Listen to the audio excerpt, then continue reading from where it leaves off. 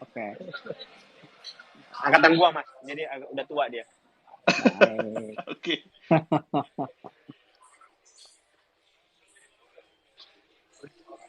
Aduh, Halo. senior lagi satu lagi datang. Iya udah datang. Wah, Mas. Bang Win. Halo. Apa kabar? Suara gue gimana? Jelas nggak? Agak mendem kayaknya. Agak mendem. Kenapa? Agak sedikit mendem. Biasanya bagus ya? Nah, ini udah mendingan. Oke. Ini udah jauh bagus. Lo di rumah apa di jalan? Baru nyampe rumah gue.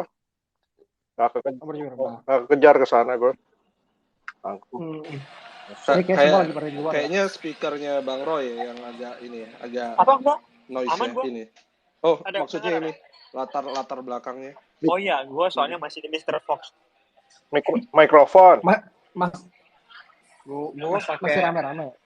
Iya, masih yang ramenya ini musiknya yang rame ya. Mantap. Oke. Jumat malam sekali ya. Ini gimana? Anyway. Udah agak lebih tidak rame atau masih rame? Mendingan sih kayaknya ya. Oke. Berarti ini adalah cara gua untuk tidak banyak bertanya berarti. Ayo. Jangan dong. Justru lu kemarin tadi kan yang banyak pertanyaan. Anjrit. Dong, gue banyak pertanyaan. Enggak lah. Ya biasanya suka nanya itu Mas. Makanya dibenci sama Twitter Space. Loh, justru Karena sebenarnya ya. Bang Roy adalah satu-satunya yang berhak banyak ditanya nih di materi ini gitu. Berhak ditanya. Nggak bercanda. Dia tapi Roy itu udah 2 CEO yang lalu. Iya, gue pensiunan lama. Gue udah pensiunan lama. Gue apa 3 Roy ya? 3 deh gue. Lo 3 CEO yang lalu ya? Iya. Kayak enggak, gue zamannya Jack Dorsey. Oh, zamannya Jack ya? Jack. Zamannya itu apa? Aduh, gue lupa. Enggak, sebentar. Gue masuk itu CEO yang sebelum Jack Dorsey. Ya, ada waktu sekitar 4-5 bulan sama dia yang agak botak orangnya. Dari itu baru diganti Jack Dorsey. Benar. Jadi iya, gua udah dia baru Jack Dorsey. Generasi. Baru parah. Betul. Jadi 3 CEO. 3 CEO sebelum, makanya aku ingatnya gitu. Siapa nama CEO sebelumnya gue lupa. Yang sekarang jadi apa? Yang mau jadi komedian. Apa jadi produser dia ya? Gue lupa. Gue lupa namanya. Anyway, so hari ini kita bakal bahas apa? Kita bakal bahas nasib Twitter ke depan setelah hari ini ada layoff besar-besaran yang unfortunately berimbas juga ke teman kita yang di Twitter, Ibu Cipto Karlita tadi mengumumkan kalau dia salah satu yang kena layoff. Dia udah di Twitter selama 7,5 tahun. Ibunya kandang burung Indonesia, ya. Salah satu yang paling lama di Twitter Asia Tenggara.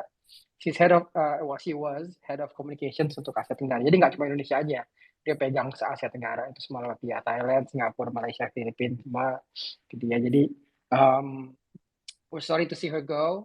Dari gue gue sendiri sempat bukan di Twitter ya, tapi kerja bareng Twitter untuk bikin Blue Room tahun 2016. Jadi buat gue ini cukup ya berasa lumayan dekat lah gitu, karena over the years ya selain Bang Roy ada Cipto, ada beberapa teman-teman lain yang di Twitter juga. So it hurts a bit buat gue. It's a little bit personal. Jadi setelah di snap sama Elon Musk hari ini, ada beberapa hal yang pengen gue bahas. Mungkin ada yang nggak tahu juga mau nanya atau pengen ngebahas juga ya. Nanti I will get into that. Nah, hari ini tamu kita Aryo Adimas. Dia posisi lo sekarang? Dulu tuh lo di Loket kan, terus di bawah Gojek Entertainment, terus sekarang ke bagaimana lo di GoPay ya? Gue di GoPay sebagai head of marketing lah. Head of marketing. Dimas ini lumayan sering, mungkin kalau dibilang sering kayaknya konotasinya negatif sih, tapi lo pernah di Asia kan ya, kalau nggak salah? Iya, dulu awal banget. Kan? Lo pernah di Asia, terus pernah di Microsoft. Yes. Indosat Apa namanya Telkomsel, lagi sih? Telkomsel dulu, baru Indosat ya. baru Indosat. Iya, kayaknya hampir semua telco lo pernah ya, yang enggak cuma Excel ya. Iya. Pernah ditawarin, cuman tidak Pernah berjodoh. ditawarin tapi nggak hasil. Dan lo pernah di Kompas ya? Yes, itu setelah Ya. diisi ya gue ke Kompas Setelah sebentar. biasanya Kompas, habis Kompas Microsoft. Microsoft ya. Ya. Iya, terus Telkomsel, Indosat, sekarang di Gojek. Iya. Gojek Jadi- ini terhitung lumayan lama lah gue, karena GoPay sama Loket bisa dihitung Iya, under satu GoTo lah. Yeah, we'll get into that later. Anyway, welcome to Tiga Musketeer. Selamat datang Dimas. Thank Seperti you, biasa, senior. acara senior seperti biasa ini acara hostnya ada 3, gue sendiri, Abang Edwin, dan Bang Roy Simangunsong. Oke, kita mulai ngomongin ini deh. To kick off, kita ngomongin... Wait, kita ada apa? tamu spesial tuh, if I see in the audience. Tarik. Tarik nggak ya? Roy, angkat nggak Roy? Jangan. Jangan deh. Jangan deh. Jangan deh. Jangan deh. Masih susah ngobrol. Langsung hilang orangnya. Cabut. Iya, langsung kabur. Nah, Langsung ada Bang Roy tuh. ini kita mau bahas ini kan yang waktu sekitar bulan April atau Mei ya, di awal-awal yang Elon Musk katanya tanda tangan mau beli Twitter, itu dia udah kasih pengumuman kalau dia ngerasa Twitter itu terlalu banyak pegawainya, jadi dia mau potong 75% dari staff. Itu langsung shock dong semua orang ya. Gila, perusahaan isinya 7.500-an orang mau dipotong 75%. Itu mau nyisain cuman 1.500, 2.000-an orang gitu dari 7.500, kan drastis banget ya. Perusahaan yang sebegitu besar, yang begitu global, dan mungkin bisa dianggap juga begitu salah satu perusahaan yang penting untuk untuk historical events lah gitu loh, sebagai denyut nadi society gitu, lumayan signifikan kalau dipotong 75%. Tapi ternyata mendekati juga gitu, karena kemarin waktu dia baru masuk katanya mau potong 25%. Ternyata akhirnya hari ini yang kejadian 3.700 katanya yang ini bukan main sih. 3.700. Lumayan juga ya, banyak juga. 3.700 kan berarti kalau memang staff headcount-nya 7.500 itu baik. Walaupun di bawah 75%, tapi kan ya, lu potong setengah perusahaan itu bukan main kan. Iya, memang besar banget. Nah, kan jadi I don't know,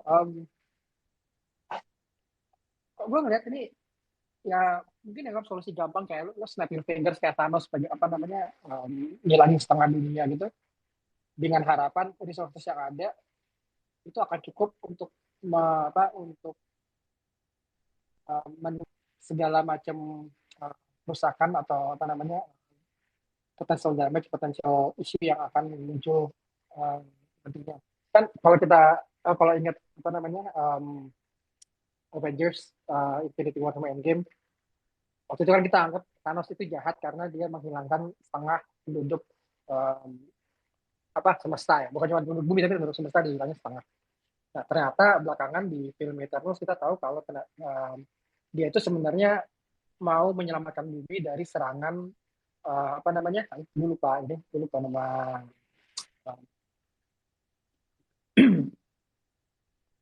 gue lupa nama makhluknya gitu, yang katanya dia akan bangun dari bumi dan kalau dia bangun tuh berarti bumi akan meledak.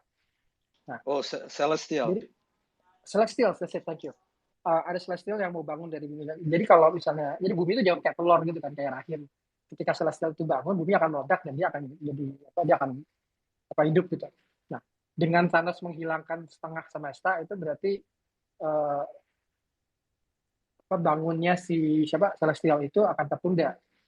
Jadi kan bisa dibilang jadi ternyata dia sebenarnya niatnya baik dong. Iya, niatnya baik, tapi dia ngilangin setengah makhluk di dunia gitu loh. Cuma kan akhirnya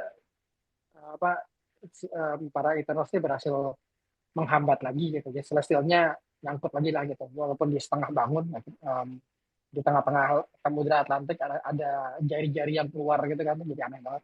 Anyway, ini bisa dibilang sebenarnya Elon mau menyelamatkan Twitter karena perusahaannya terlalu besar, terlalu banyak expenses, terlalu banyak orangnya, mungkin nggak efisien kan ya, apa namanya,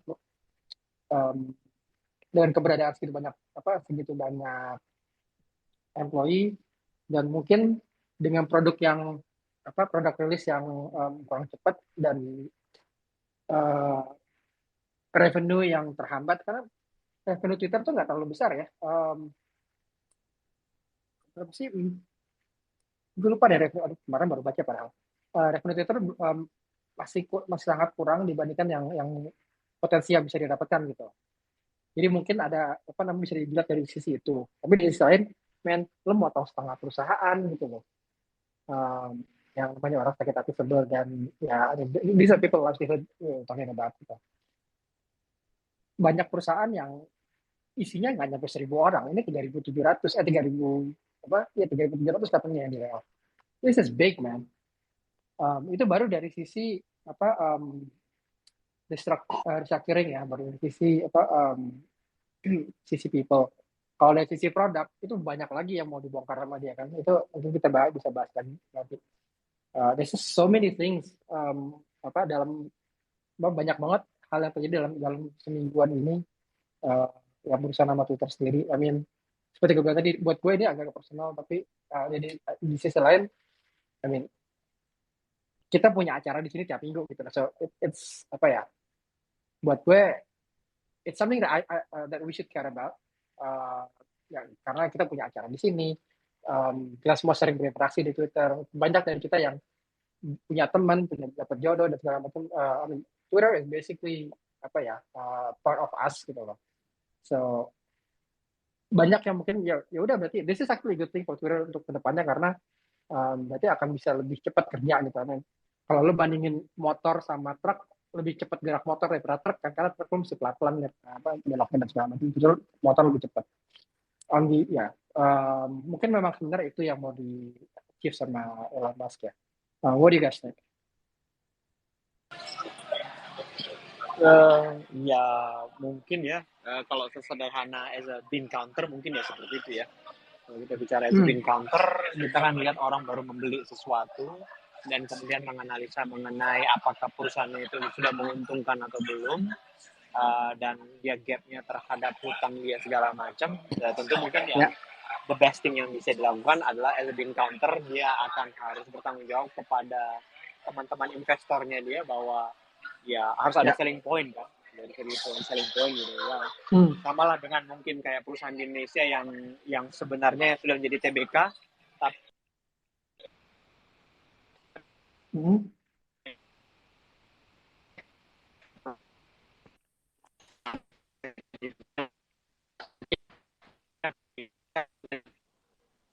agak putus-putus atau gue doang ya?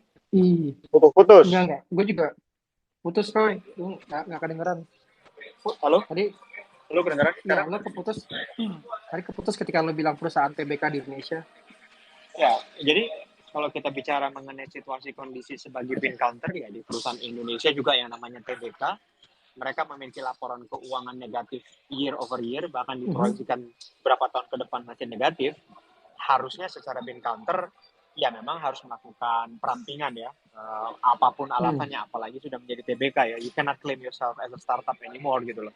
When you become a public listed company, itu baru one step of that gitu ya. Kan kita tahu lah sekarang ini ada perusahaan TBK di Indonesia yang sudah mulai dipertanyakan sebenarnya kenapa kok bisa memproyeksikan negatif, still negatif gitu kan. Satu. Kedua, kemudian ya kalau as a bean counter, mungkin dia orang luar masuk ke sini pokoknya bagaimana agar berkesan ada satu strategi baru yang bisa menyelamatkan lah ya. Dengan dari satu sisi perspektif as a bean counter ya seperti itu ya, walaupun mungkin banyak konteks yang belum terselesaikan juga ya. I mean, ya satu sisi cutting, kalau dibilang cutting orang itu kan itu benar-benar bean counter approach yang intinya adalah untuk menyelamatkan potensial menyelamatkan perusahaan statis gitulah ya kan. Dan kalau dan jadi itu hanya sebuah strategi bahwa I'm coming in dan kita tidak statis dan melakukan sesuatu gitu. That's a very big counter approach lah menurut gua. Apakah itu demi kebaikan Twitter? To my thinking is just for the shareholders interest sih. It's not really for the company. Company itu kan ada shareholders ya. Shareholders itu ya berarti harus pertanggungjawabannya kepada shareholders kan. Berapa besaran yang dilakukan sebagai bin counter, justifikasi di belakangnya kita juga nggak tahu kenapa ya. Jadi menurut gua di situ itu yang ya dari 7.500 menjadi 3.000, kalau kan 3.700 lebih. Is it the right amount of number of people? Kita hanya akan tahu nanti mungkin 4-5 bulan lagi, atau bisa jadi setelah nanti dikurangin, like many typical American company di luar juga, after they do the layoff and suddenly they do hiring lagi untuk yang katanya di role yang penting. So it just it's always, kalau lu lihat ya hampir rata-rata begitu kan.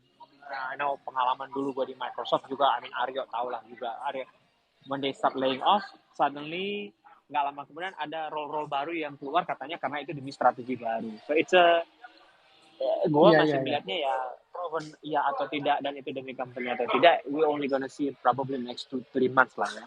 Tapi kalau dari segi bin counter yang public listed company, investor baru masuk, ya menurut gue secara tanpa ada mengikutkan perasaan, pasti bin counter bukan thing like that gitu. Sama lah kayak tadi gue bilang, harusnya TBK sekarang juga semua perusahaan TBK kan harusnya profit dong. You cannot just go in as a TBK and claiming no, we are losing money even for the next 3 years, 4 years. Itu kan tidak ada perlindungan kepada pemilik saham kan. Gitu ya. Nah, bahkan yang menariknya sekarang si pemilik barunya Twitter bilang bahwa gue mau tarik itu dari public listed company. Jadi dari public listed dia menarik by private ya. Udah kejadian dengan Intel. Oke. Sedang. Jadi tanggal 8 resminya Twitter ditarik dari listing tanggal 8. Itu kan sama dengan udah di hold kan gitu loh. Iya, jadi udah di hold. Jadi sama aja dengan waktu dulu Intel memutuskan untuk menarik sahamnya dari public listed. Is it for good? It depends on how you see it lah. Jadi punya kendali ya. Karena kalau lu punya kendali segala macam. Tapi kan pertanyaannya sekarang kita, ya kalau gue sih ngeliatnya dari orang luar ya, dan melihat patternnya Elon sendiri ya. Gue melihat patternnya dia kan sedikit, mungkin orang bilang sebenarnya dia fokus gitu. Tapi fokusnya chaotic gitu loh. Yang gue lihat sekarang adalah this company is run by one man. Gitu loh. By one man only. Apakah baik atau tidak ya, kalau gue ngeliatnya ya mirip-mirip dengan perusahaan-perusahaan konglomerat di Indonesia lah gitu loh. Pemiliknya yang running langsung gitu loh. One man decide yes or no-nya itu one man. Management gitu loh. Jadi ya bahkan erratiknya gaya dia aja kan mirip Donald Trump kan, ngomong dulu, setelah itu nanti akan di counter balik. Di Twitter dulu. Salah. Twitter dulu gitu loh. Dia mencoba A/B testingnya ke masyarakat, kepada pengguna Twitter sendiri kan. Setuju. Benar. Iya. Kemudian ketiga dia secara patternnya dia juga menurut gua pada satu sisi dia ngomong free speech, pada sisi lain dia mengimplementasikan hal yang berbeda gitu kan. Kita lihat lah dengan AOC segala macam. So kalau gua ngelihatnya it's just another Elon strategy to show I'm doing something, I'm buying money, and ya implikasinya ya udah big. Putus. Iya, putus lagi, Roy. Halo. Ya. Udah muncul lagi tadi Mas Roy. Tapi hilang lagi. Iya, gantian kok. Kalau minggu-minggu kemarin biasa suara gue yang hilang, sekarang Roy yang hilang. Anyway, gue setuju sih, karena kalau dilihat dari perspektif seorang bin counter, apalagi Elon Musk kan memang ya individual yang sangat sangat visible lah gitu. Saat ini kan dia bisa dibilang CEO 4 perusahaan. Semua yang dilakukan Tesla itu dilihat dari orang lihatnya adalah ini kerjanya Elon, ini aktivitasnya dia, ini keputusannya dia gitu loh. Begitu juga dengan SpaceX yang apapun yang dilakukan sama SpaceX itu bisa bilang mungkin komunikasinya atau PR-nya itu lewat dia sendiri. Nggak ada communications manager atau director yang bicara ke publik gitu kan. Nggak ada orang PR-nya. Tesla juga kan seluruh divisi PR-nya dibubarin sama dia karena semuanya jadi lewat Twitter aja, dia aja yang ngomong gitu. Dia jadi spokesperson-nya Tesla sekalian. Toh semua orang nanyanya ke dia, nyarinya ke dia. Nah, sepertinya dia pakai cara yang sama juga di Twitter. Jadi memang dia punya satu manajemen style yang diadopsi karena ya salah satunya antara karena dia memang orang seperti itu atau yang kedua ya ekspektasi orang adalah ya dia mukanya gitu loh. Sekarang kalau kemarin-kemarin kan mukanya Twitter memang mungkin bisa Jack Dorsey, tapi ketika Parag jadi CEO dia nggak se visible Tampil, tampil. sebelumnya. Nggak, ya itu dia nggak sering tampil gitu. I'm having problems in Indonesian. Nggak, sebagai CEO dia nggak tampil karena mungkin karena dia mewarisi perusahaan yang sedang nggak stabil Jack Dorsey. Karena kemarin juga lah udah diserang sama juga ya sama beberapa lama. Akhirnya mungkin dia memilih untuk fokus ke dalam dulu deh, itu dirapiin. Makanya di bawah kepemimpinan Pak Agrawal kemarin banyak banget proyektor yang di A/B testing atau dirilis setengah-setengah kepada publik. Jadi seperti yang kita omongin dengan Cipluk beberapa waktu lalu, Iya.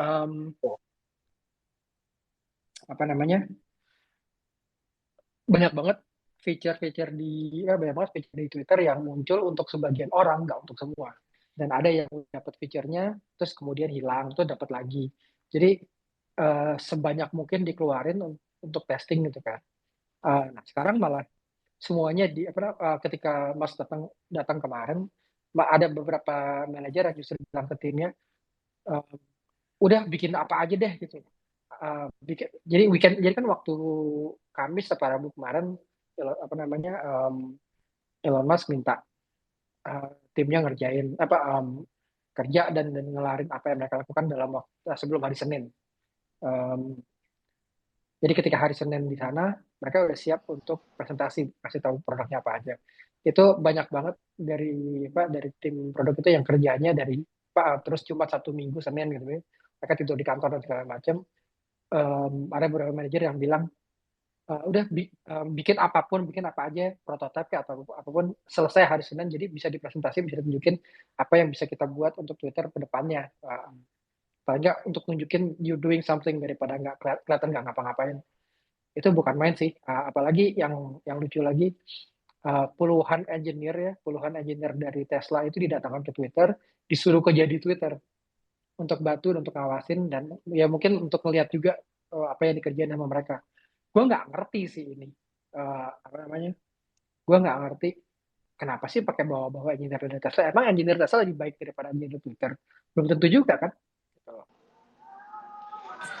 Ya, gue ngeliatnya even softwarenya Tesla juga masih banyak bapuknya juga kok. Iya. Bro, bagi gue. Ya mungkin juga karena dia nggak terlalu percaya sama orang engineer yang ada di Twitter. Sedangkan orang di Tesla udah dipegang sama dia. Ya, ini kan masalah trust ya. Mungkin jadi ada sesuatu about trust lah. Orang bawa orang dua, mungkin it's natural lah orang yang kalau mungkin orang notice katanya kan ada pembicaraan bahwa sebenarnya juga si Elon ini punya trust issue. Kedua, dia juga orang yang yang punya gue nggak punya ADHD katanya, gue dengar katanya begitu juga kan. So dari fokus terhadap mau pengen apa, dia akan fokus untuk itu. Jadi tapi kembali lagi kan, maksudnya ya kita dibawa orang dari luar.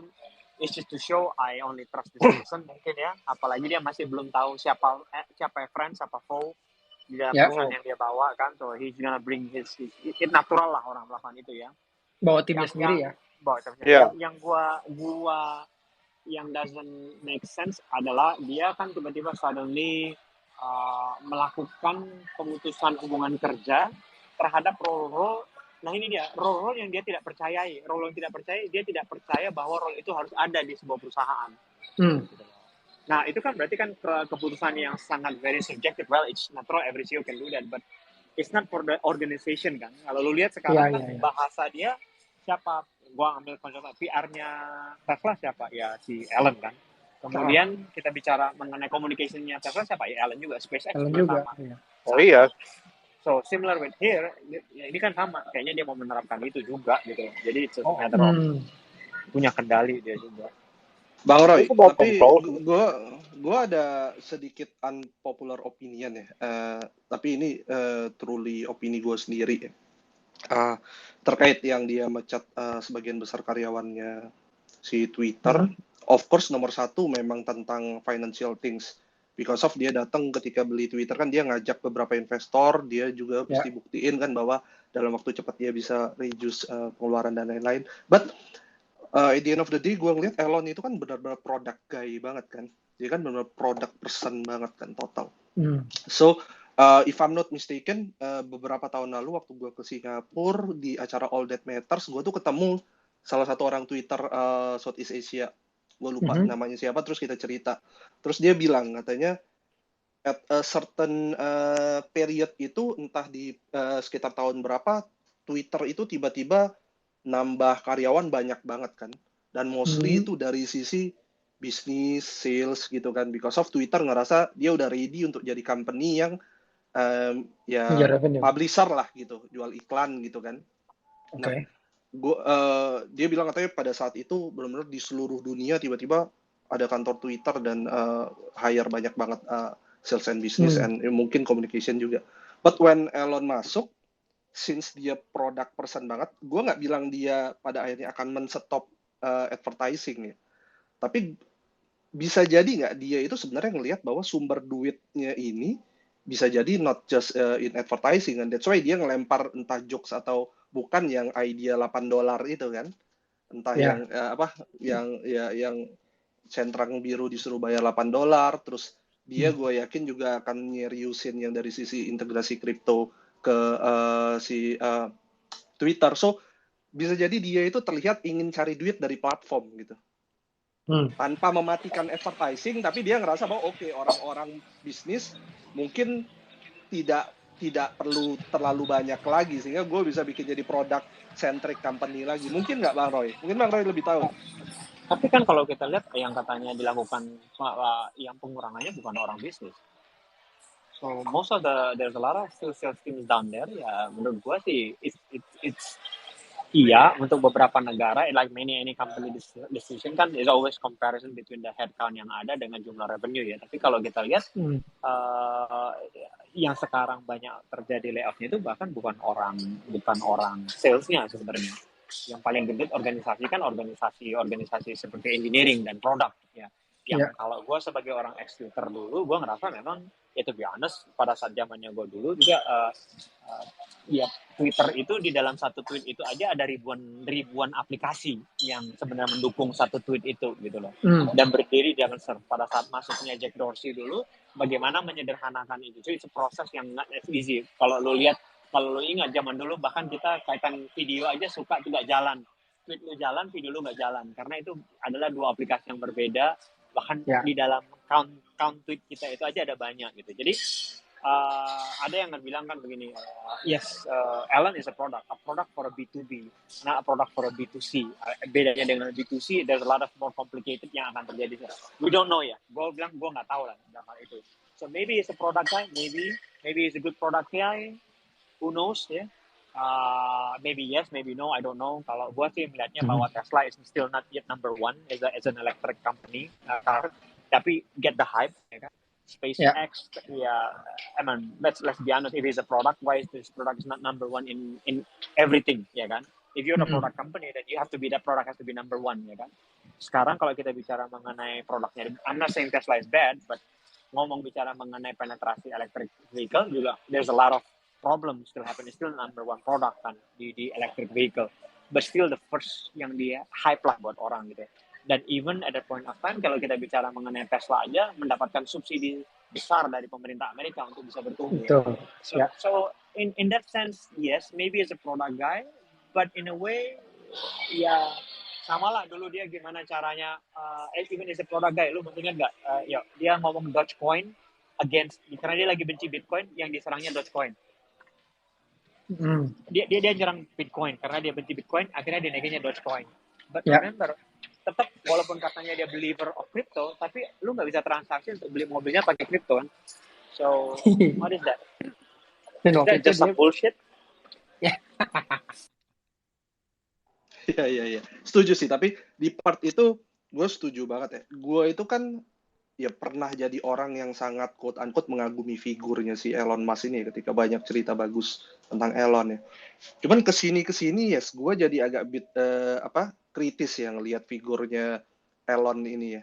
Pertama benar kata Bang Roy, kalau kita teliti banget semua company-nya Elon itu very high dari sisi exposure, tapi lebih ke karena memang ya Elon always being Elon ya. Dia tahu cara ngelola ibaratnya kayak suara orang, bikin kehebohan di sana sini segala ya macam. But orang yang pernah pakai Tesla, gue pernah ngajak ngobrol juga, dia bahkan bilang bahwa sebenarnya electric car-nya yang misalnya kayak another American company or even Japanese company banyak yang lebih better ketimbang Tesla. Tapi Tesla tuh namanya selalu heboh as a electric car yang paling banyak inilah obrolin lah. Terus SpaceX juga sebenarnya kan kita nggak bisa bilang sudah sukses juga kan, yang gagal mulu kan. Jadi tapi Elon itu memang ya dia midas aja karena kalau tiap dia ngomong semua heboh gitu kan.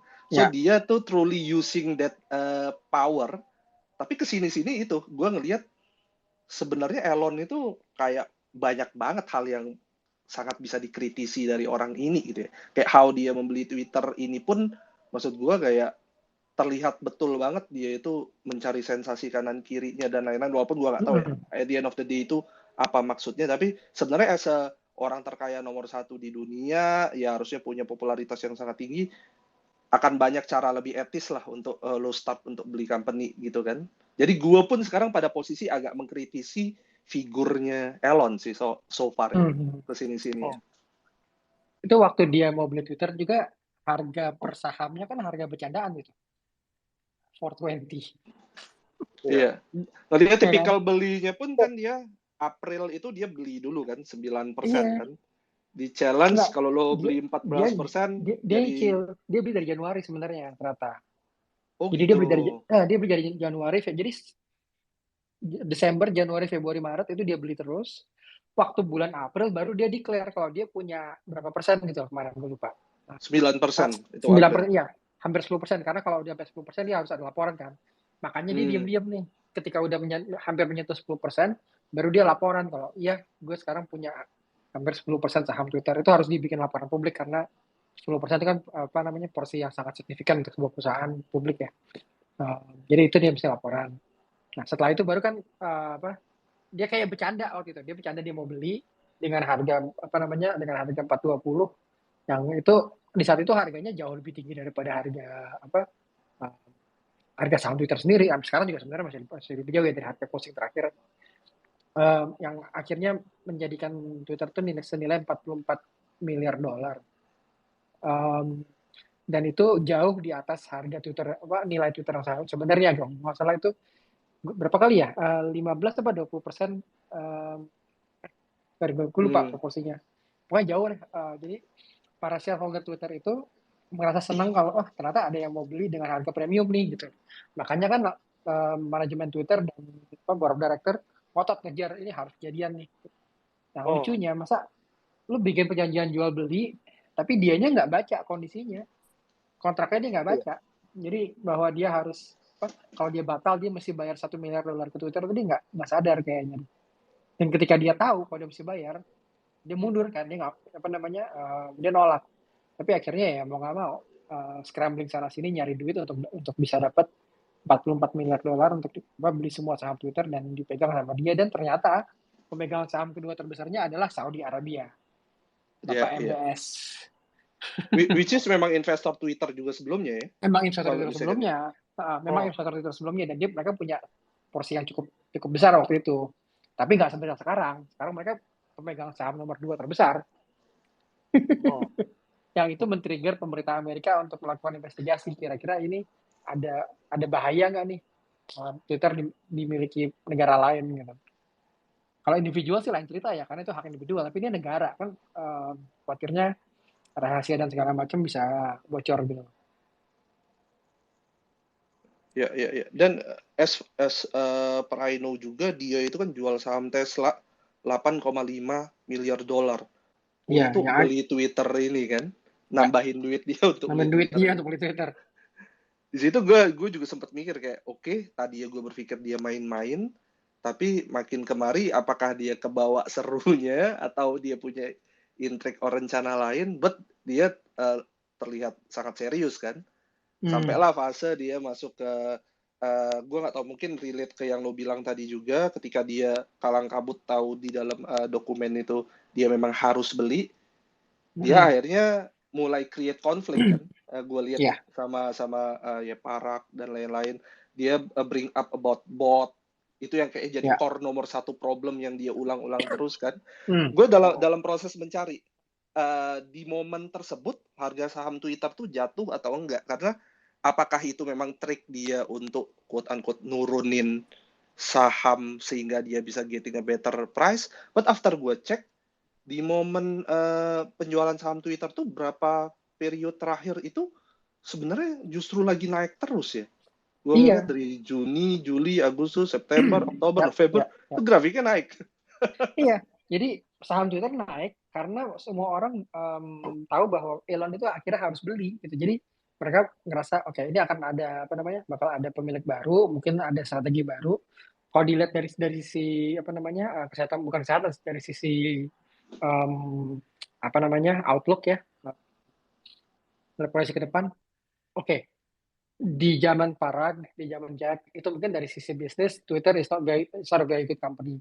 Mungkin dengan kepemimpinan baru ada darah segar gitu loh, ada yang membuat perusahaan jadi lebih segar lagi. Jadi orang lebih optimistis nih sama perusahaan, sama Twitter gitu. Makanya sahamnya naik, banyak yang mau beli karena mereka tahu harga saham saat itu masih di bawah harga yang ditawarkan mau dibeli sama Elon. Dan kalaupun harganya itu turun, Elon itu punya kewajiban untuk beli dengan harga yang udah dia sebut sebelumnya. Jadi sebenarnya nggak ngaruh gitu loh. Apa namanya, nilai sahamnya itu bergerak kemana, kecuali kalau tiba-tiba nilai sahamnya melonjak kemarin sampai melebihi harga yang dia tentuin, itu berarti dia beli diskon. Tapi kan akhirnya enggak. Saham Twitter ini ditutup dengan harga jauh, yang nggak jauh-jauh amat sih, tapi masih di bawah harga yang dia mau bayar. Jadi akhirnya dia tetap harus bayar harus bayar dividen ke para pemegang saham, karena ada perbedaan kan antara harga sebenarnya dengan harga yang dia beli. Nah, selain itu, dengan dia beli Twitter itu tadinya punya utang sekitar 50-an juta dolar. Itu sebenarnya angkanya nggak terlalu besar, tapi di finance anyway karena lebih gampang manage seperti itu ya. Nah, ternyata dengan dia beli ini, Twitter itu jadi punya hutang 13 miliar dolar. Bayangin lu dari punya utang 50 juta dolar jadi 13 miliar dolar. Oh, nggak buat orang finance ya. Crazy. Gue dengernya udah shock loh, tahu utang mereka tuh sebenarnya kecil, atau gara-gara dia si Elon pinjam uang kemana-mana untuk beli Twitter, jadi punya utang 13 miliar. Itu Sorry, para I'm not a finance guy, tapi itu berarti maksudnya ketika Elon beli dengan konteks dia berhutang sama maybe another institution gitu, so hutangnya itu dia bawa masuk ke finance-nya Twitter gitu. Maksudnya dia bawa masuk ke kondisi finansial perusahaan gitu. Ya otomatis kan. Iya, jadi karena itu jadi uangnya Twitter, jadi kapitalnya Twitter, ya utangnya jadi ke dia. Ini tadi barusan Hasan koreksi, katanya Kingdom Holding itu swasta, bukan punya negara gitu. Mereka yang punya position dan segala macam. Jadi sebelum dibeli Elon, katanya itu blok saham terbesar. Maybe nanti gue cek lagi, tapi bisa aja sih. Gitu. Anyway, let's go. Jadi dengan dia bawa 44 miliar dolar ke sana, itu kan dia pinjam ke bank, pinjam ke sana sini. Itu jadi hutangnya perusahaan gitu. Dan itu hutang yang harus di-finance, yang harus dibayar 1 miliar per tahun. Pusing nggak lo? That's why gitu. That is the reason dia langsung ngambil cara cepat. Makanya kayak kalang kabut.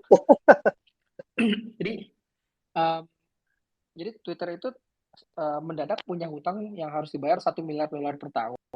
Makanya kemarin itu dia minta apa namanya dia ngirim instruksi ke seluruh tim Twitter untuk cari dana untuk jadi pemasukan 1 miliar dolar eh, dan untuk apa untuk berhemat supaya pengeluarannya berkurang lah gitu. Nah, jadi caranya masa dia mau potong server, dia mau ngurangin server, dia mau ngurangin pegawai, dia mau ngurangin banyak hal deh yang ya, supaya bisa berhemat dan dia bisa dapat tambahan 1 miliar dolar setahun untuk membiayain utangnya itu. Ini sebenarnya orang pintar apa gimana sih? Kok Iya, kayak iya. salah That's nyari why gue masalah itu sendiri gitu loh. sangat melihat apa ya, leadership style yang quote unquote, gue nggak bilang jelek ya karena terlalu dini bilang jelek ya, tapi aneh Chaotic, gitu loh. chaotic Ya, iya. Nggak biasa lah kayak gitu ya. Maksudnya dari kacamata kacamata biasa, orang biasa aja ngelihatnya itu aneh gitu loh. Makanya kan tadi kalau dilihat dari Bang Roy bilang ini memang kita tidak bisa menjudge-nya sekarang memang. Cuman memang it's like a really weird to start the company kalau kayak gitu. Aneh banget memang.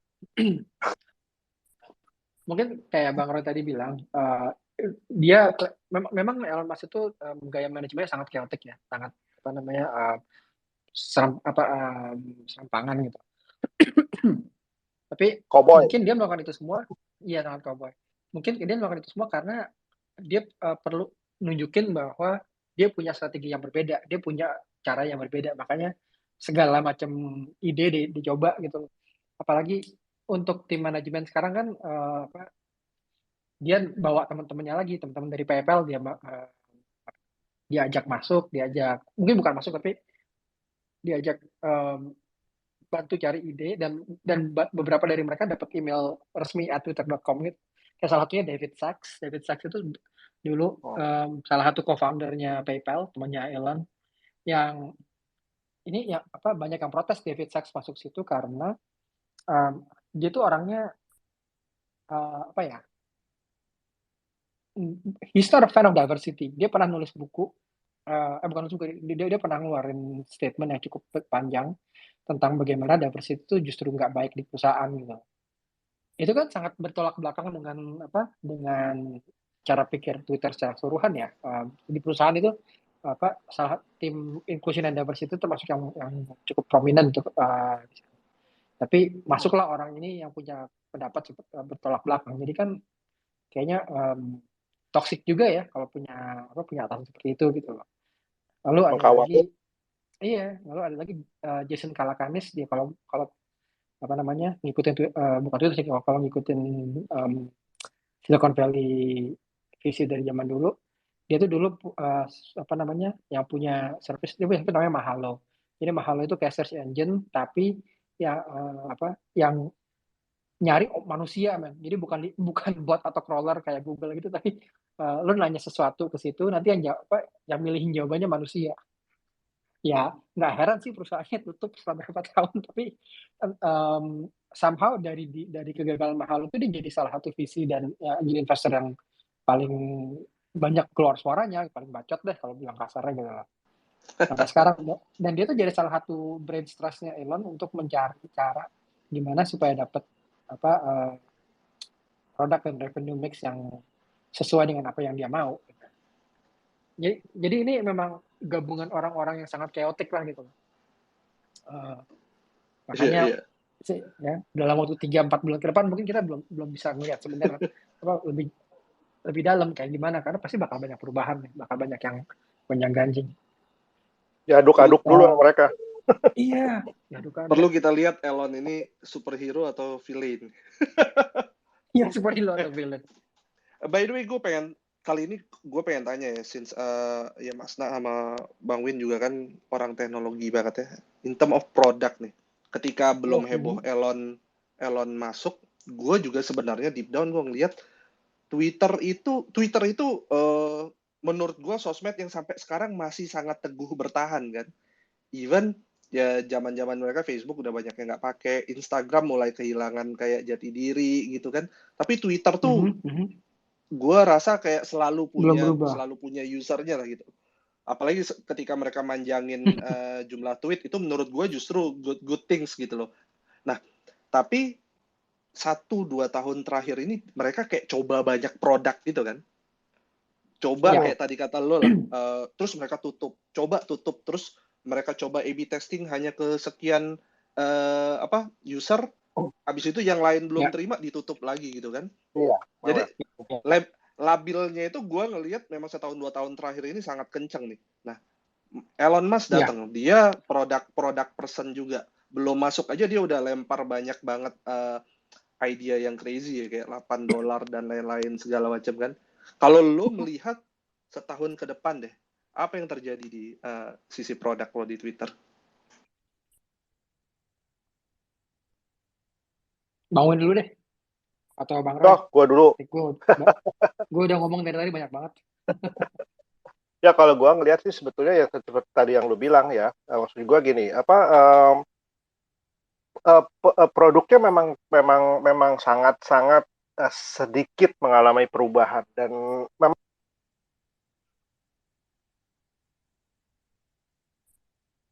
Bang Win, hilang suaranya. Oh iya, hilang.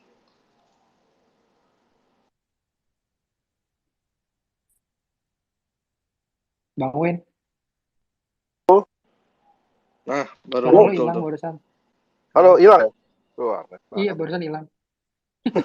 Lu baru ngomong suaranya hilang. Anyway, ya. Kalau boleh bilang lagi. Halo, masih ada nggak? Jelas. Udah kedengeran lagi. Oh, oke. Ya, jadi sebetulnya memang gue setuju banget apa yang tadi dibilang Aryo ya. Yang maksudnya memang Twitter dari dulu sampai sekarang perubahannya sedikit sekali. Dan itu yang membuat sebetulnya banyak orang meninggalkan dan kemudian kembali lagi. Kenapa? Karena merasa bahwa maksudnya banyak yang stick di ini karena mereka merasa udah nyaman dengan platform Twitter yang tidak pernah berubah dari zaman dulu gitu ya. Nah, dan gue kalau nggak salah pada saat waktu kita wawancara Cipluk juga waktu itu kemarin kan kita juga ngobrolin masalah betapa percobaan itu ditumpahin gitu. Kalau nggak salah sih Masa yang paling banyak kena tuh ya. Masa dicobain. Gue dapat banyak. Gue jarang banget dapat. Ya, gue beberapa kali jadi CEO sering gue colek. Kenapa gue centang biru tapi gue kagak pernah dapat yang produk-produk kerennya. Jadi sekarang kemarin tuh Masna ya kena, dan itu banyak sekali percobaan, dan itu kayaknya memang mereka berusaha mengejar gitu ketinggalan yang sebelum, mungkin ada backlog yang panjang di belakang dan itu nggak pernah sempat untuk dicobain. Dan nggak tahu kenapa kemarin pada saat zamannya Parak itu tiba-tiba semuanya dicobain gitu. Dan ini nyobanya tuh agak, memang gue sih ada pas ngelihat itu mau nyobanya itu memang langsung dicobain ke jadi kalau pengalaman gue di Yahoo dulu kan sebetulnya nyoba itu ada levelnya ya. Ada namanya bucket test dulu. Bucket test itu biasanya cuma beberapa, bahkan cuma di satu lantai aja semua, baru naik kayak gitu. Nah, Twitternya agak unik. Kenapa? Karena dia mencobanya dengan langsung ke pengguna, kadang-kadang nggak dikasih tahu dulu. Jadi dia kayak nyoba, habis itu habis itu kalau merasa responnya nggak bagus, langsung dicabut. Jadi banyak orang yang ngerasa di PHP-in gitu juga dengan adanya hal seperti itu. Nah, kalau menurut itunya sih, kalau fiturnya sendiri sih menurut gue ya karena memang dia fix dari dulu seperti itu, penambahannya juga banyak sih. Gue sih nggak terlalu ngerasa bahwa karena gue orang zaman dulu juga, jadi gue ngerasa juga nggak terlalu masalah sih sebetulnya. Tapi banyak orang yang pergi karena lambatnya perubahan yang ada, yang mereka harapkan ada tapi tidak terjadi di Twitter. Kalau menurut gue sih gitu jadi memang kalau mau nanya itu memang agak berbeda. Pasti tiap orang punya beda. Banyak orang yang pergi dari Twitter memang karena mereka ngerasa bahwa nggak ada perubahan apa-apa. Gitu. Kalau gue sih karena dia nggak berubah, jadi gue stay. Gitu. Lebih konsisten gitu ya. Iya, lebih konsisten. Dan kalau gue mau Iya. pakai yang lain ya gue pakai platform lain gitu, nggak no problem at all. Gitu Tidak aja sih. seperti platform sebelah yang ini ya, yang saling kebut-kebut sama-samaan feature. Iya. Kalau Iya Twitter kan kayak gitu.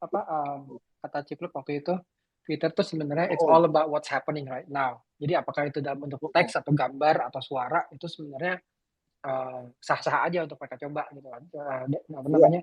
Sama itu nggak jauh dari dari ya kasarnya mantra what's happening, gitu kan. Gitu. Makanya kemarin mereka coba bikin live, mereka bikin Periscope, mereka beli Periscope, coba integrasi ke aplikasinya dan segala macam. Anyway, ini ada Hasan yang baru gabung juga, bukan baru gabung sih, yang mau share sesuatu kayaknya. Oh, oke. Halo Hasan, apa kabar? Halo, salam kenal. Hai Bang Win, guys, apa kabar Apa semuanya? Apa kabar lo? Udah lama nggak? Bung Roy, apa kabar? Ada Halo, Pak halo. CEO nih. Hai Pak CEO. Enggak, gue Oh, agak gimana? tertarik. Saya sebagai yang make Twitter lama banget sebenarnya.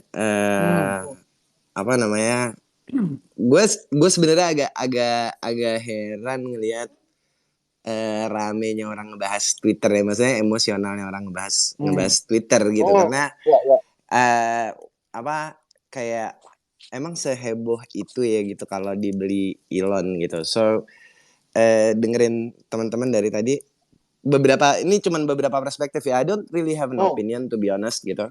Cuman gue rasa selain bahwa memang karakternya chaotic, maksudnya Elon, Jason, itu PayPal mafia itu could be very divisive figure di Silicon Valley, dan apa 2 minggu sebelum pemilu kan jadi agitatif sekali gitu ya, apa provokatif lah gitu. Ada, gue rasa ada elemen emosional yang very California specific. Tapi juga kalau ngelihat ini dalam konteks misalnya leverage buyout nih, I'm using my VC hat gitu, ngelihat ini dari dalam gitu. Satu hal yang dari tadi nggak disebut sama Masna, itu adalah Elon is actually taking the company private. Ya. Ini metriknya terus jadi berubah. Maksudnya kalau tadi bicaranya as this conventional leverage buyout gitu, ada tadi gue lupa siapa yang nanya, ada yang nanya soal apakah kemudian hutangnya dibebankan ke pembukuan ke dalam neraca perusahaan. The truth is, karena abis ini private, we don't know kan gitu kan. Kalau di leverage-nya on Elon's asset, itu he's worth 200 fucking billion, you know. 40 billion is peanuts. Dengan consolidated partnersnya dia sekarang dan existing. Maksudnya bahwa dia nggak melakukan itu sendiri kan, multiplier asetnya bukan cuma dari Elon punya 200 miliar. So I'm just trying to put the perspective bahwa kalau lo ada di posisi mereka mungkin nggak pusing-pusing banget, ngerti nggak? Kalau ngelihatnya ini dalam konteks perusahaan publik, kemudian ada beban hutang yang naik dari 50 juta per tahun ke I think 1 miliar setahun gitu, just to service the debt. Itu kalau dari kacamata perusahaan publik tentu metriknya jadi banyak banget berubah kan gitu. Maksudnya when you wanna measure a public company, then the numbers become very skewed gitu. Tetapi karena what he's doing is taking the company private, menurut gue jadi nggak sesederhana itu kita berhitung gitu. Kayak Kingdom Holding awalnya dia salah satu konglomerat paling gede di Amerika kok. Mereka punya Four Seasons, they have the largest block in Coca-Cola, in McDonald's, and so forth. Dan kalau gue nggak salah sebelum dibeli Elon, they are the largest block gitu. The first person Elon called sebelum making his bid actually itu ke Prince Al Walid katanya gitu kan, karena dia punya largest block of voting di situ. Transaksinya sendiri ya emang orangnya gila ya, maksudnya lo transaksi 44 miliar and then you sign a waiver and then you put it publicly. Kalau menurut gue dari situ udah seal gitu. the rest of it tuh cuman hubris. Elon pengen heboh aja, pengen tes Iya. harga market naik turun gitu. Tapi he's not a stupid guy. We know he's not a stupid guy. Dan pada saat dia gue taro nih unsolicited bid with a waiver on due diligence for 44 billion, that's lock gitu. Udah kick in banyak banget provision karena itu perusahaan publik. Gue cuman mengundang teman-teman karena semuanya di sini backgroundnya teknologi gitu, and gue nggak kenal sama Elon sama sekali ya, tapi I went to SpaceX to see a launch. I was very very impressive. It was so much fun. It was di pengalaman gue main di industri teknologi gitu, certainly rank very very high. Gue pernah Bang Win tadi cerita Yahoo, gue pernah I once went down all the way di subterranean data centersnya Yahoo di California. That was pretty cool gitu. Tapi lihat SpaceX tuh, that was spectacular. Ininya gue adalah that's a private company. Imagine kalau SpaceX itu jadi public company. Kalau tadi kita bicara pusing mikirin 44 billion atau $1 billion a year to serve debt. Wah gila, Bu Sri Mulyani tuh ada 7.000 triliun, dia ketawa-ketawa tiap hari nggak pakai khawatir. Maksudnya ada skala perspektif yang kalau Elon kan 200 billion dollar ya, so he's like what 4,000 inilah gitu, kayak setengahnya APBN, lebih 60% lebih dari APBN. Menurut gue certain things cuman bisa dilakukan kalau lo modelnya private company. Karena apa? Karena scrutiny dari publik, ada emosi publik kayak tadi mau pemilu, mau apa segala macam, itu bisa jadi distraction yang luar biasa untuk social media company seperti Twitter, seperti Facebook, seperti Instagram. Political risknya inherent di business model mereka. So the way Elon is taking it private, I think is very exciting karena lepas nih sekarang dari beban-beban itu. Dia mau taruh Donald Trump kayak dia mau taruh Putin, maksudnya it could be crazy, tapi at least it'll be fun to watch, and it's not the public's money, now is his own money kan gitu. Iya, tapi the same thing waktu dia bilang mau taruh orang di Mars, nggak ada yang percaya. Waktu dia bilang I can beam internet from space, orang pada bingung. Tapi perusahaan seperti Starlink, seperti SpaceX, it will not happen kalau lo public company. It can only happen karena mereka private company. So sekian sih poin gue. Gue cuma tadi sisi lain kayaknya nggak disebut nama Mas nama Bang Win. Betul. Good points. Ya yang tadi lo bilang perusahaan yang private itu memang lebih bebas ya untuk bergerak kemana-mana, untuk berinovasi atau introduksi baru macam, karena lepas dari mata publik yang paling nggak, maksudnya dari bukan mata tapi dari public scrutiny gitu, jadi nggak. Iya, jadi nggak ada accountability public kan, mereka nggak punya SEC reporting, mereka nggak ini. Iya betul sih itu. So basically sebetulnya sekarang kalau memang itu jadi public company, it's like Elon and Friends playground, sebetulnya nggak ada yang bisa ngapa-ngapain kan gitu kan intinya. Iya kan, kalau di prospektusnya kan ini di-manage dari Elon Family Office kan. Betul. Ya, in that point of view ya memang ya itu jadi sekarang kalau kita ngelihat Twitter, karena Twitter udah dibeli sama Elon, sehingga kita melihatnya kita jadi itu jadi menarik untuk ditonton sebetulnya. Kita nggak bisa ngapa-ngapain lagi sebetulnya kan. Karena memang sekali-sekali kan ini jadi konten kita kan, maksudnya biasanya kita bikin konten sekali-sekali ke Twitter jadi konten, seru juga. Iya. Iya betul sih. Iya. Ini Bang Roy menghilang terus, koneksinya kurang bagus ya? Iya, koneksinya nggak terlalu bagus kayaknya. Iya. Itu menarik banget ya kalau ngelihat bagaimana ya, dan again kalau dikaitkan dengan apa yang tadi Hasan cerita sih, memang jadinya memang semuanya jadi memang ya itu terserah Elon gitu kan.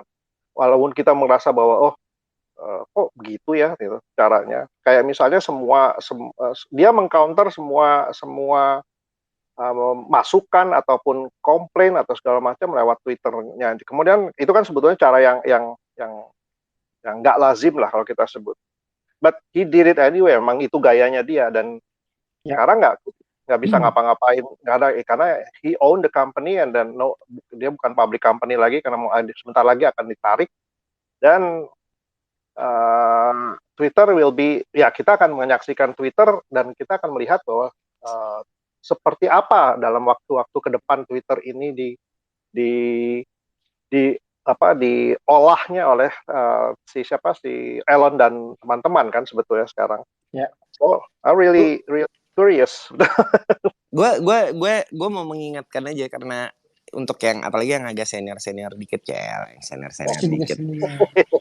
Enggak, karena I think for Silicon Valley actually this is par for the course gitu ya. It's very maksudnya satu karakter yang sebelum ini terkenal banget dengan memulai legendanya itu taking the company private, itu kan Steve Jobs ya. Maksudnya at some point dia merasa jadi public company terlalu ribet, dia minjem duitnya sama Bill Gates ya. Maksudnya Silicon Valley have creative financing yang memang not available in other markets gitu, yang itu punya competitive edge yang luar biasa banget buat Silicon Valley gitu. There is no other place on earth you can finance a 44 billion private leverage buyout unless you're fucking Elon Musk gitu. Nggak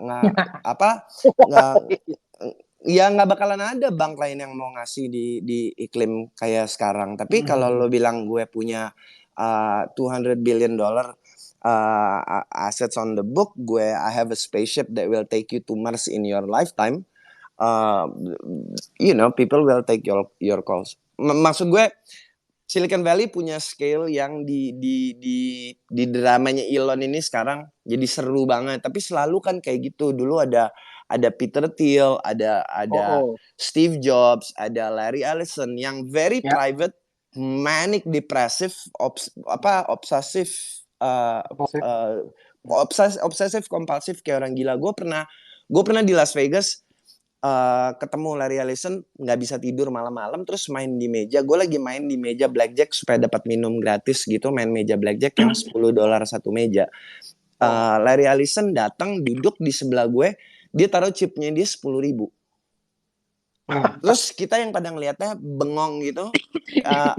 Dealernya bilang this is a $10 table, you don't, 10,000 you go play in your whale box. Terus dia pokoknya he's obviously not very sober juga, tengah malam ada. Dia bilang enggak, gue mau mainnya di sini.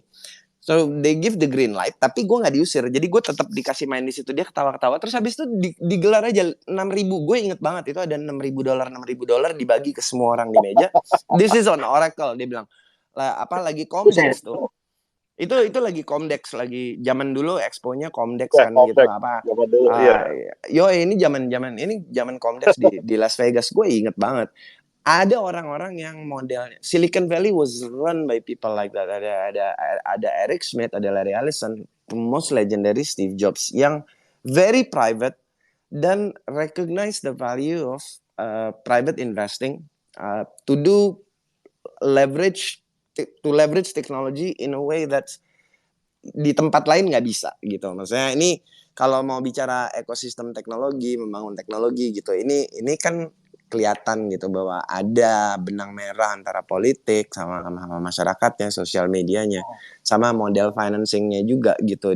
Dari sisi Elon, he take it private, abis itu shareholder sama kreditor-kreditornya dia kan juga kreditor yang sama yang biayain SpaceX sama Tesla juga gitu. Maksudnya buat di sisinya dia he's not that leverage gitu, kreditornya itu juga gitu. Teman-temannya itu juga.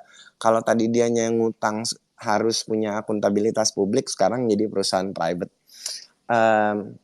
Menurut gue benda-benda ini kalau bicaranya ekosistem lokal nih, kalau menerjemahkan mencari relevansi konteksnya gitu, itu kadang-kadang kalau kita bicara Silicon Valley kita terjebak sama teaternya, mendramanya, tapi kehilangan detail-detail itu gitu. This is what makes Silicon Valley works. In my view, this is what makes Silicon Valley works. Ada orang-orang gila yang bisa bilang we'll get to Mars in our lifetime. I'll do it. Kalau dia bikinnya public company nggak bakalan jadi itu SpaceX. Betul. Baru mau bikin beberapa keputusan yang nggak populer aja, langsung saham jatuh, pusing gitu ya. Kalau misalnya Ya, dibikin banyak. di public company. Mas Hasan, gue jadi malah jadi gue yang nanya beberapa kali. Since you have a very good knowledge related to business yang di sana ya. Kalau gue pengen nanya deh, kalau company yang kayak sekarang Elon beli dijadiin private oleh dia, biasanya in the future itu memang this company bakal di keep because of dia memang punya style untuk lebih manage sendiri, atau memang di restructure, dibenerin for maybe in the future dia listing lagi untuk maybe get a very better value or anything. Kalau menurutmu? Oke, secara umum modelnya buyout yang kayak begini ada beberapa model. Kalau jadi model yang paling konvensional ini maksudnya konvensional as in berlaku di banyak industri tetapi nggak banyak sebenarnya di teknologi. Itu misalnya untuk beli punya pabrik tekstil yang skala besar tapi udah nggak ekonomis, marginnya udah terlalu rendah, dibeli semuanya kemudian dipecah-pecah jadi ini pabrik jahitannya aja, ini gini mesinnya aja, segala macam dipotong-potong, dijual. Jadi si private investor sell pieces gitu. Itu banyak firm di Wall Street yang pekerjaannya hanya itu, predator lah gitu. Itu Carl Icahn, waktu Yahoo kan itu Carl Iya, Icahn betul. yang lead financingnya. Oh my God, yes, I So know that. so ada model yang begitu, yang ditelen maunya. Model yang kedua adalah menurut gue model yang paling mungkin dilakukan sama Elon sekarang karena dia punya, maksudnya dia orang teknologi walaupun dia nggak punya mainan sosial media, tapi dia paling sedikit dia ngomongnya komitmennya dia sama Twitter kan katanya for the betterment of mankind gitu ya, jadi jangka panjang banget gitu. Itu is taking it private sampai di satu titik di mana dia udah bisa nyiapin perusahaannya, produknya udah ready to market as his vision to deliver dengan struktur organisasi yang siap. Kemudian dia bawa publik lagi melewati proses publiknya. Model ini agak nggak biasa. Gue agak susah kalau nyari contohnya di luar kepala Jumat malam begini. Tetapi lagi ya, Elon manage Starlink, dia manage SpaceX, dulu dia manage SolarGa, maksudnya this man has a near superhuman capacity to manage very diverse entities dengan menggunakan brain trust yang sama gitu. He obviously realize dia bergantung sama tim brain trustnya dia yang memang diisi orang-orang yang sejujurnya gue impressed, gue jarang banget lah bisa dibikin impress sama kualitas kemampuan kompetensinya engineer biasa gitu, tapi orang-orang ini jelas nggak biasa banget, apa untuk ukuran Silicon Valley juga udah nggak biasa. So dia maksudnya kalau gue disuruh ngasih handicap ya Elon bisa, kalau dia bisa bikin SpaceX, ngurusin Twitter doang mah dia bisa kayak gitu. Another possible model yang menurut gue mungkin juga karena lagi orang-orang ini sinting and they can afford it, itu adalah keeping it private indefinitely. Kayak SpaceX aja gitu, maksudnya udah jauh banget kan, tapi just keep it private. Dia bisa leverage mainannya dia yang lain-lain gitu. Maksudnya Tesla will still go another $1 trillion. Kalau dia butuh funding bisa lebih economical buat dia untuk dia leverage Tesla aja terus gitu. Tapi karena ini berurusan sama Elon Musk, opsi yang ketiga itu jadi mungkin gitu. Tetapi biasanya pasti at some point they wanna take it public ya, for one reason or another ya. Menurut gue karena orangnya Elon Musk. Kalau ini bankers, kalau ini kayak Carl Icahn, BlackRock, siapalah gitu yang lain, karena lo firm, lo punya capital call, lo punya partners, lo punya limited partners, lo punya very noisy partners, itu punya cash out schedule dan lain-lain. Jadi transaksinya maksudnya akan ada cash out ininya gitu, cash out eventnya tuh akan harus ada. Apakah di merge ke perusahaan yang publiknya dia gitu, ditaruh ke Tesla dulu waktu dia bikin solar panel kan kayak gitu diambil terus ditaruh ke perusahaan publiknya dia, atau di take it public on its own dengan organisasi yang baru, dengan struktur keuangan yang baru, mungkin sekali dengan bisnis model yang baru sama sekali juga gitu loh. So opsinya banyak sih, karena berurusan sama Elon Musk opsinya jadi agak lebih banyak dari yang biasa menurut gue. Emang, he is not a regular person after all. True. Tadi tuh ada yang kepikiran. Oh ini, dari semua perusahaan yang dia pegang, whether it yang solar gue lupa apa namanya, itu kan di merge ke Tesla ya. Terus SpaceX, Starlink, Twitter ini kayaknya satu-satunya yang dealing with actual people gitu. Jadi kalau SpaceX dia bikin roket, Tesla dia bikin mobil, atau dia juga bikin baterai. Starlink dia bikin satelit untuk koneksi internet.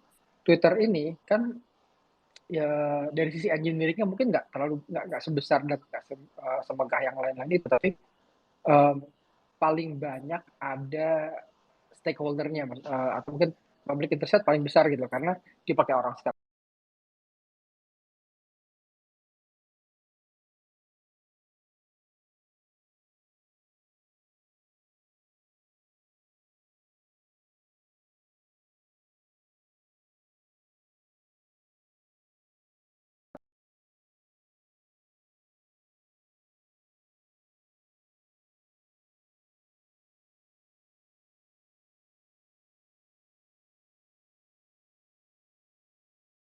People like Elon deal better with robots than with people. That's correct. Yeah.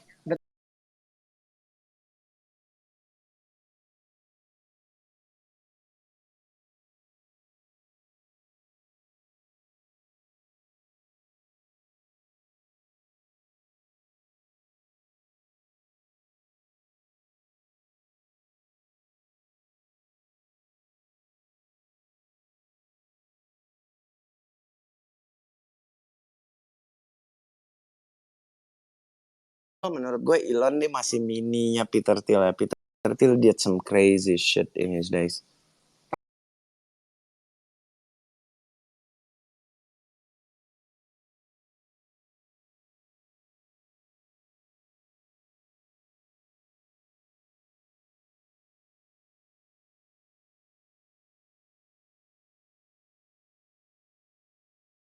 But I'm sure you heard more. Memang orangnya saya sakit lah gitu. The guy is crazy.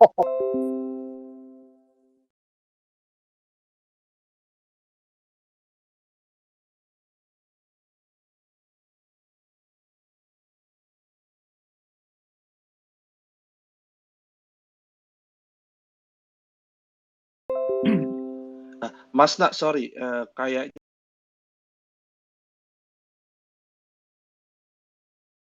product 90% very focused.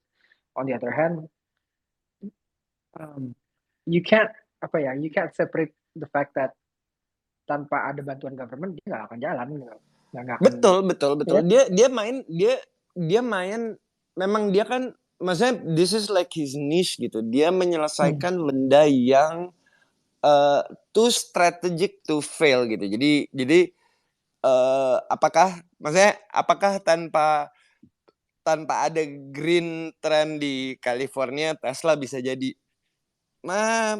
mungkin jadinya di tempat lain ya, I don't know. Tapi jelas dia memanfaatkan momentum adanya green transition di Amerika. Begitu juga dengan SpaceX kan. Apakah SpaceX bisa jadi tanpa kontrak dari Pentagon sama dari NASA? Nggak bakalan jadi. Iya. Tapi startnya kan emang harus dari mereka, karena siapa lagi yang mau tahu apa? Maksudnya pemerintah Indonesia tuh naikin satelit 6 tahun sekali gitu. Mereka di sana bisa setahun bisa 25 kali, bisa kayaknya SpaceX tahun depan kalau nggak salah 69 launch apa gitu, like crazy number. So maksudnya menurut gue kita nggak bisa underestimate Elon di skala benda yang dia lakukan gitu. Starlink, gue anak network tahun 90-an gitu, yang zamannya gue belajar network masih Eric Schmidt masih bikin novel. Doi belum di Google nih gitu. Masih orang ini, kalau anak milenial nggak ada yang tahu namanya novel network. Ada dulu namanya novelnya apa? Bawin gue tahu banget kan. Kalau lu sih gue tahu banget, lo tahu gitu. Tapi maksudnya gimana ya? Waktu dia bilang we can put 3,000 satellites and then cover internet with minimize latency, tolerable latency di across the globe at all time in real time. Itu semua anak network kan bengong ya, maksudnya itu benda yang physically impossible to do. Sampai dia bikin perusahaan roketnya, dia naikin roketnya, dia bikin satelitnya, terus dia mulai naikin.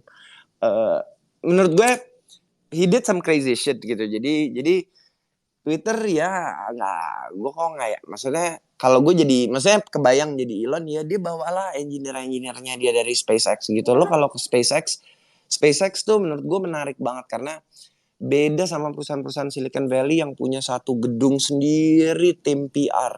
SpaceX semua orang engineer.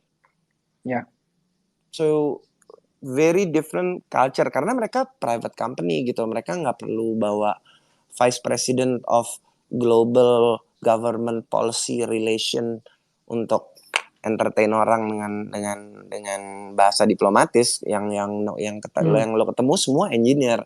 So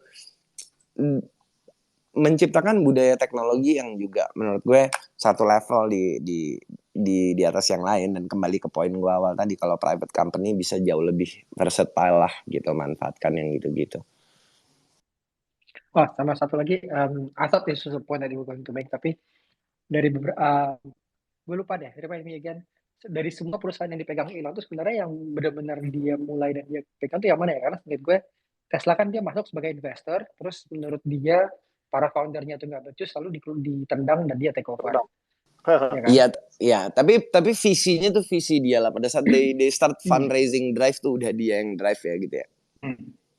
Nah, dari gue kepikiran this is basically another company yang dia masuk, dia ngerasa this is where the company is supposed to go. Harusnya begini, tapi nggak dikerjain sama orang-orang dalamnya. Jadi yaudah gue masuk, gue yang kerjain deh gitu loh. Oh iya, dia seneng nyelesain problem kan gitu. Iya. That's a sort of pattern that I'm seeing. Waktu gitu. Tesla pitch-nya Tesla tuh bukan bikin electric vehicle.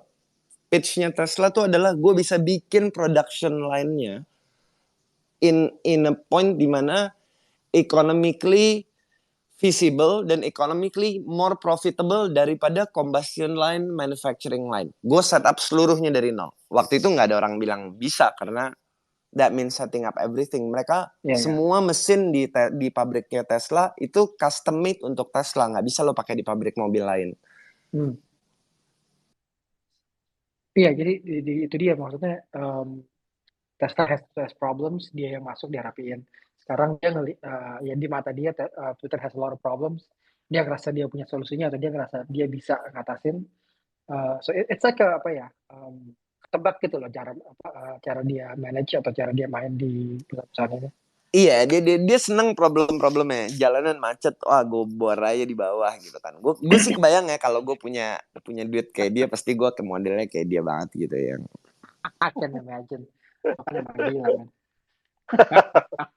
Wah gila, Jakarta, lo bayangin Jakarta kalau dibikinin tunnel di bawah gitu, dibor, terus pakai LED warna-warni, orang bisa di Instagram semuanya sambil jalan. Ajrit. Sebenarnya, I mean that's not a very that's not a bad idea at all. Cuma gue sih kalau emang benar gitu, gue kepikiran itu fondasi gedung apa kabar ya kan, di Jakarta nggak karuan di bawahnya. If somebody were actually to go down, lihat di sebelah sananya wisata laut, Mas. kamu jangan ini. Jadi kalau sebelah sananya udah bawah air gitu, yang sekalian kan wisata kapal selam. Udah gitu ntar ambruk semua gedungnya. Anyway, ini udah berjam 8. Jadi biasanya tuh kita bikin acara ini 1 jam, jam 7:30 dan biasalah karena schedule 1 jam, biasa gue setelah itu ada aktivitas yang lain. Karena berhubung ini udah jam 8, and I do have to go. Dan berhubung ini space di tempat gue, so gue mau terima kasih untuk semua yang udah gabung, yang udah dengerin. Hasan, thank you so much. You've been very insightful, very help, in giving us more points and more perspectives. Thank you juga tadi untuk Dimas yang udah pamit duluan, Bang Roy yang koneksinya ternyata kurang baik, jadi dia nggak bisa gabung lagi. Thank you Bang Win udah udah bareng juga, walaupun sekarang gue sendirian di studio, biasanya kita bertiga ya. Thank you to everyone who listen.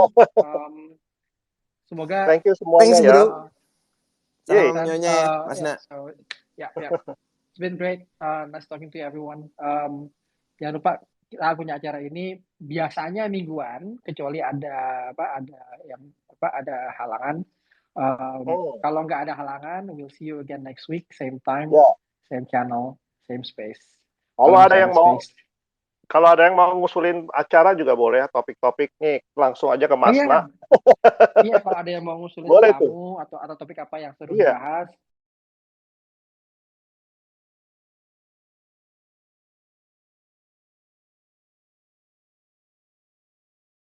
My thoughts expressed, I do confess. All my hopes with my hand on my chest. I'm dreaming up better schemes. I'm looking forward to the better scenes. I crave success, I'll be the best at the top. Garuda on my chest, represent in Jakarta, Indonesia. That's my hometown. Gonna be a slow rise, but I'll never slow down.